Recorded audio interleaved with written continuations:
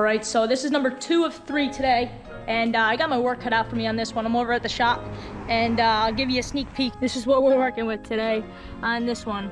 So full of dirt, dog hair, sand, whole 9 yards. And yeah, so we're gonna get going on it. I just gotta hook everything up and we will be rocking. It is a hot one today, but let's get into it. Let's do it. Let's go.